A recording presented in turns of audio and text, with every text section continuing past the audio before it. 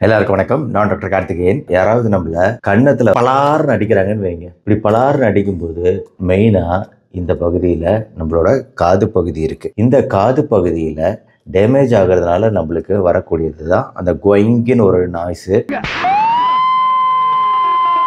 காதுக்குள்ளார ஒரு ஜவ்வு பகுதி இருக்கு, அது டேமேஜ் ஆகும் அப்படிங்கிறது உங்களுக்கு தெரியும். குத்துச்சண்டை வீரர்கள்லாம் நீங்க பார்த்துருந்தீங்கன்னா தெரியும்.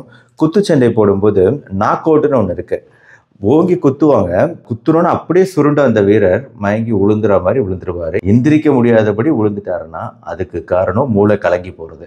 பட் அது எப்படி ஏற்பட்டுச்சு, அந்த ஃபோர்ஸ் எப்படி கொடுப்பாங்கன்னு பார்த்தீங்கன்னா, தலைக்கிட்ட இங்கே தலையில் கொடுக்க மாட்டாங்க. அந்த ஃபோர்ஸை தாடையில் கொடுப்பாங்க. நல்லா கவனித்து பார்த்தீங்கன்னா தெரியும். வேகமாக தாடையில் அடிக்கும்போது கலங்கி விழுவாங்க. மூளை மேலே இருக்குது, கீழே பல்லு வாய்ப்பகுதி தானே இருக்குது. இந்த தாடை பகுதியில் குத்தும்போது ஏன் அவங்க விழுகிறாங்க, மூளை கலங்கி கன்கஷன் ஏற்பட்டு விழுகிறாங்க அப்படின்னு பார்த்தீங்கன்னா, இதுக்கு பின்னாடி இருக்கக்கூடியது ஒரு அறிவியல் தாங்க. ப்ளோ அந்த டைரக்ஷன் ஆஃப் ஃபோர்ஸ் எந்த மாதிரினா, இப்போ நம்ம மூளை இப்போ ஸ்ட்ரெயிட்டாக நம்ம நேராக இப்படி பார்த்துக்கிட்டு இருக்கிறாங்க. அத்லெட் நேராக பார்த்துட்டு இருக்கிறாங்க. அவங்களோட மூளையோட மூமெண்ட்டு, அதாவது மண்டைக்குள்ள இருக்க மூளையோட மூமெண்ட்டு இப்படி ஸ்ட்ரெயிட்டாக தான் இருக்குது. எப்போ நீங்கள் சைட்லேருந்து இந்த ஃபோர்ஸை கொடுக்குறீங்களோ என்ன ஆகுது, நேராக போய்கிட்டு இருக்க மூளைக்கு சைட்லேருந்து இந்த ஃபோர்ஸை கொடுத்த உடனே அப்படியே மண்டைக்குள்ளே இருக்க மூளை கலங்குது, கன்கஷன் ஆகுது, அதீத அதிர்வுக்கு உள்ளாகுது. அதனால் உண்டாகக்கூடியது கன்கஷன். இதனாலேயும் காது பகுதியில் டேமேஜ் வரலாம். ஆனால் ரெண்டுக்கும் உண்டான டிஃப்ரென்ஸ் என்னன்னு கேட்டிங்கன்னா, கன்னத்து அறையினால் வரக்கூடிய காது பிரச்சனை ஓரளவு தீரக்கூடிய பிரச்சனையாக இருக்கலாம். ஆனால் மண்டையில் அடிபட்டு மூளையில் குத்துச்சண்டையோ இல்லை வேறு ஏதாவது ஆக்சிடென்ட்னாலேயோ அடிபட்டு அதனால் வரக்கூடிய காது பிரச்சனை நீண்டகால பிரச்சனையாக மாறக்கூடிய வாய்ப்பு இருக்குது. இதுக்கு பின்னாடி இருக்கக்கூடிய அறிவியலையும் இதற்கான மருத்துவத்தையும் இந்த வீடியோவில் பார்ப்போம்.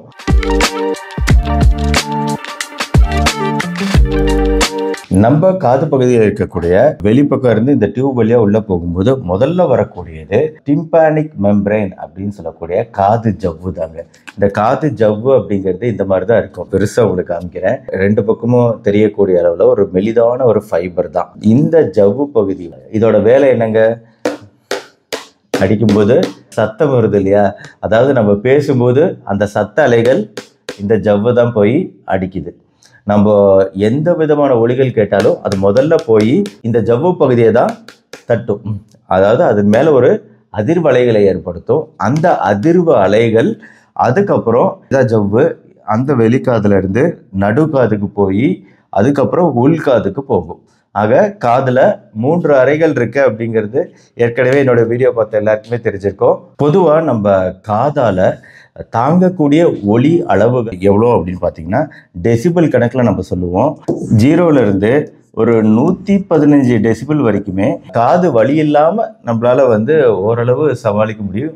அதாவது 115 டெசிபிள்னால் இப்போ 10 மீட்டர் தூரத்தில் ஏரோப்ளேன் உங்கள் முன்னாடி பறக்குது அப்படின்னா, நீங்கள் காதுக்கு எதுவும் ப்ரொடெக்ஷன் இல்லாமல் இருந்தீங்கன்னா மிக அதிகமான ஒலி வரும். ஏன்னா ஏரோப்ளேன் இன்ஜினோட சவுண்டு ரொம்ப பயங்கரம் பெருசு. ஸோ அந்த இன்ஜின் சவுண்டு ஒரு 115 டெசிபிள் சொல்லலாம். அதை கூட ஓரளவு உங்கள் காது தாங்கிக்கும் வலி இல்லாமல். ஆனால் 115 டெசிபிளை கிராஸ் ஆகிடுச்சு அப்படின்னா ஒலியோட அளவுகள், அப்போ அதுக்கு மேலே உங்களுக்கு கண்டிப்பாக காது வலிகள் ஏற்படும். மெயினாக இந்த ஒலிகள் தாக்கக்கூடிய இடம் ட்ரம்மு அப்படின்னு சொன்னேன். காதில் அரையும் போது எவ்வளோ டெசிபிள் ஒலி உருவாகுது தெரியுங்களா? கிட்டத்தட்ட 170 டெசிபிள், அதாவது 115 டெசிபிள் தான் நம்ம காதால் தாங்க முடியும் ஒலி அப்படின்னு சொன்னேன். அப்போ 170 டெசிபிள் அளவுக்கு வேகமாக அடிக்கும்போது அந்த ஒலி உங்கள் ட்ரம்மை பாதிக்கும். அதோட அதிர்வுகள் மிக வேகமாக இருக்கும். அப்படி வேகமாக இருக்கும்போது காது ஜவ்வு கிழியக்கூடிய வாய்ப்பு இருக்குது. இதுதான் பிரச்சனை. ஆனால் இந்த காது ஜவ்வு கிழிஞ்சு பிரச்சனைகள் ஏற்பட்டாலும், அதாவது காதுகள்லேருந்து நீர் வலிகள், சில சமயம் கொஞ்சம் ரத்தம் கூட வலியலாம். காதில் கொயிங்கின்னு ஒரு சவுண்டு, மெலிதான விசில் சவுண்டு மாதிரியும் கேட்கலாம். காது கேட்கும் திறனும் ஒரு பக்கமாக குறையும்.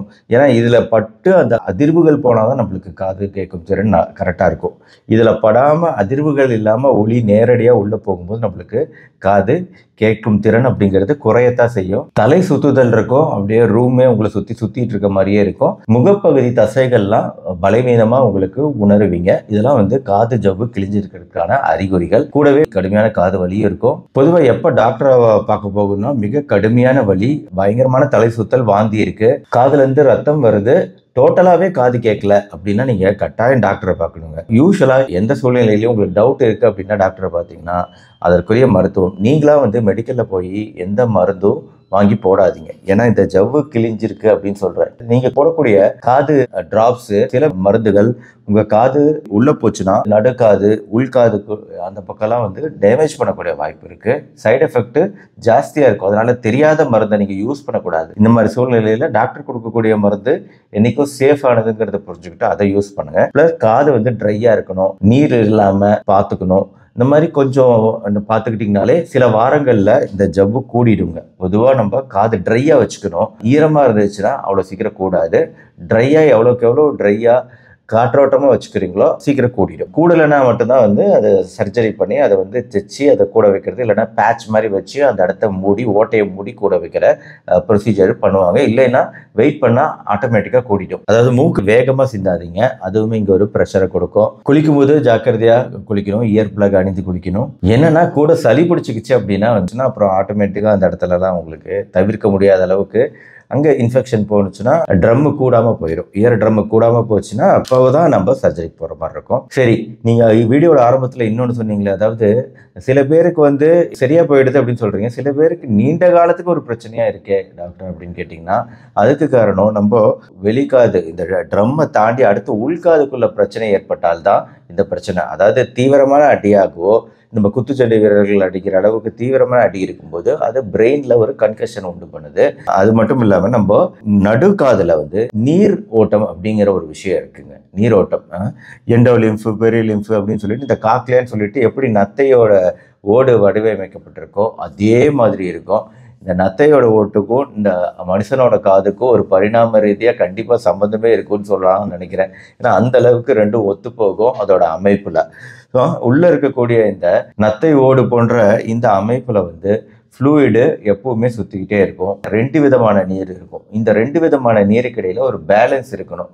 சமநிலை இருந்தால் தான் வந்து உங்களுக்கு நீங்கள் நேராக நடக்கிறது எல்லாத்துக்குமே காரணம் உள்காதில் இருக்கக்கூடிய நீர்நிலையில் இருக்கக்கூடிய சமநிலை 2 நீருக்கும் இடையில. இப்போ நீங்கள் அது வெர்டைகோன்னு சொல்லி தலை சுற்றல்லாம் வரும் இல்லையா, அதில் வந்து மெயினான பிரச்சனை உள்காதில் இருக்கக்கூடிய அந்த நீர்நிலைகளில் தான். அதனால் நான் வெர்டைகோ கொடுத்து ஒரு வீடியோ போட்டிருக்கேன். அதில் பார்த்தீங்கன்னா எப்படி நம்ம அந்த நீர்நிலைகளை நம்ம எக்ஸசைஸ் மூலமாக சரி பண்ணலாம். சில டெக்னிக்லாம் இருக்குது.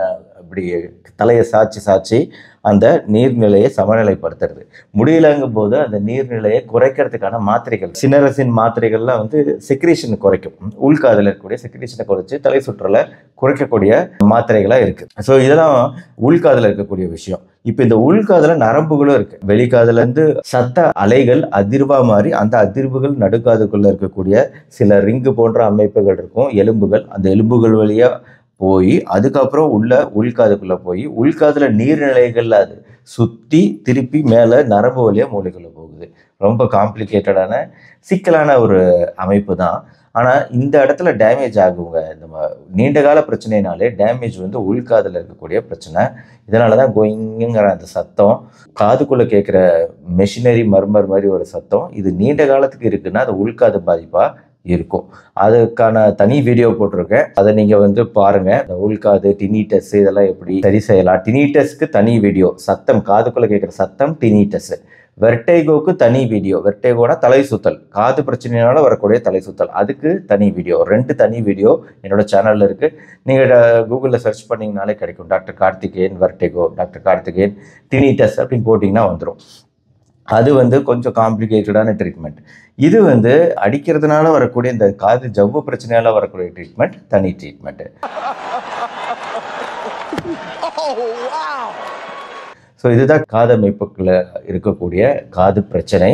அதனால் அடிக்கிறது அப்படிங்கிறது வந்து தப்பு. அதுவும் கன்னத்தில் அடிக்கிறது, குழந்தைகள் அடிக்கிறது அப்படிங்கிறது மேக்ஸிமம் இல்லை, டோட்டலாகவே அவாய்ட் பண்ணுங்கள். அடிக்கிறதே வந்து நல்லது கிடையாது.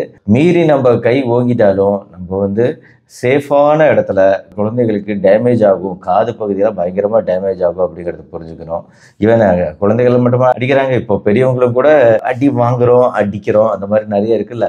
அதனால் வந்து இந்த மாதிரி விஷயங்களில் சேஃபாக அடிக்கிறது அப்படிங்கிறத ஃபாலோ பண்ணணும். கன்னத்துலலாம் அடிக்கக்கூடாது அப்படிங்கிறதுக்காக தான் இந்த வீடியோ நினைக்கிறேன்.